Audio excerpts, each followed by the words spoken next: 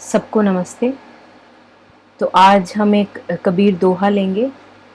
दौड़त दौड़त दौड़िया, जहां लगी मन की दौड़, दौड़ थके मन स्थिर भया, तो वस्तु ठौर की ठौर। तो कबीर जी का दोहा है और कबीर जी बता रहे हैं कि किस तरीके से हम दौड़त दौड़त दौड़िया, जहां लगी मन की दौड़।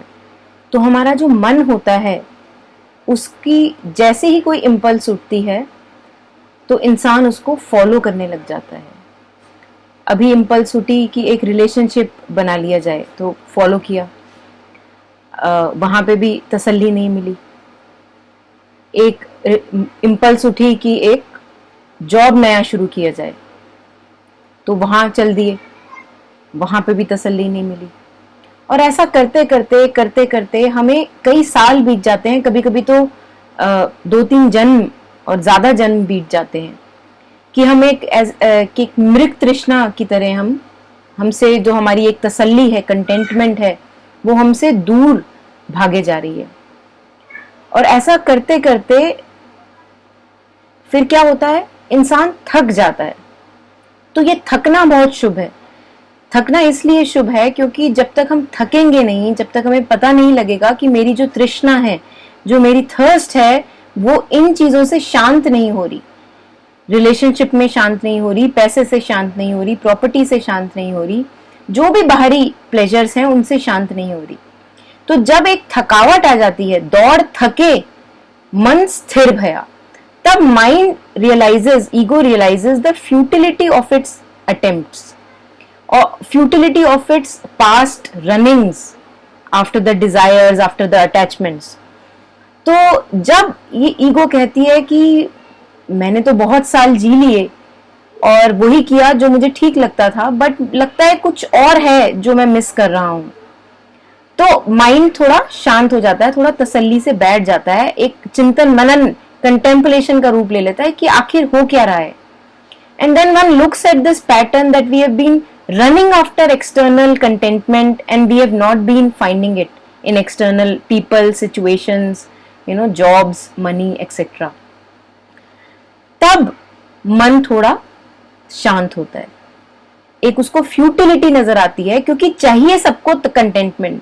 कोई भी बिना कंटेंटमेंट के जी नहीं सकता। कंटेंटमेंट हमारा स्वभाव है, एक शांति, एक श्रद्धा, ठहराव हमारा स्वभाव है। तो ठहरना हम सब चाहते हैं, इंटेंशन हम सबकी अच्छी है, ठहरना हम सब चाहते हैं, लेकिन हमें लगता है कि शायद एक अच्छा जॉब मिल जाए तब ठहरेंगे, शायद एक अच्छा पति पत्नी मिल जाए तब ठहरेंगे, शायद बच्चे हो जाए तब ठहरेंगे, बट ठहर नहीं पाते। एक रेस्टलेसनेस सी बनी रहती है, बेचैनी सी बनी रहती है। तो ठहरना हम सब चाहते हैं, लेकिन जो उसकी सीकिंग है वो आउटवर्ड सीकिंग है। हमें लगता है कि बाहर मिलेगा। जब बाहर से थपेड़े खा खा के मन अंदर की ओर आता है, भीतर की ओर आता है, मन कहता है कि कुछ तो मेरे ढूंढने के तरीके में ही गड़बड़ है। This is the first step towards surrender.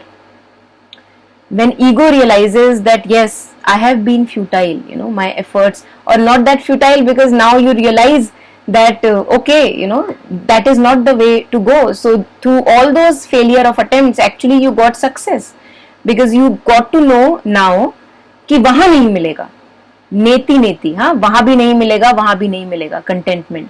Now when you come back home towards yourself, you begin this inner adventure कि अगर वहां नहीं मिलेगा तो दूसरी डायरेक्शन क्या हुई, भीतर की। दौड़ थके मन स्थिर भया। जैसे ही हम एक ये इनर एडवेंचर की जर्नी पकड़ते हैं, जैसे ही हम अपने भीतर अपने मूवमेंट्स के प्रति कॉन्शियस होना, जागरूक होना शुरू करते हैं, तब धीरे धीरे पता लगता है after some time, with more effort, कि जिस कंटेंटमेंट को मैं सीख कर रहा था, वो कंटेंटमेंट बाहर थी ही नहीं, वो कंटेंटमेंट मेरे ही अंदर बैठी थी। दौड़ थके मन स्थिर भया, तो वस्तु ठौर की ठौर। जो कंटेंटमेंट थी वो तो वहीं की वहीं पड़ी थी मेरे ही भीतर, और मैं उसको कहां कहां सिर मार के ढूंढ रहा था। And then a mind rests in its fullness, and fullness doesn't come just like that. Fullness comes with joy of progression, that whenever external situations trigger you, you become aware, you become conscious of your own movements within, and you realize that what is the progress that I need to do now. So in this progress, inward progress, lies the joy of contentment. And then you look forward to every challenge, outward challenge, कि अब क्या मौका मिलेगा, अब क्या सीखने का मौका मिलेगा मुझे अपने बारे में. And this is what Kabir is referring to, a state of surrender in which a very, very active collaboration is needed from our side. It's not a passive surrender कि बस surrender करके बैठ गए, you know. इसमें तो एक एक पल आपको कॉन्शियस रहने की जरूरत है, एक एक पल हमें विजिलेंस में रहना है कि कौन सा एक्सटर्नल ट्रिगर मेरे कौन कौन से मूवमेंट्स प्रोड्यूस करता है. Why are these movements not in my control, who is controlling me. So then you slowly begin to wake up, like become more conscious about your own movements, and then in this adventure we have the progress, we have the joy of being ourselves. Namaskar.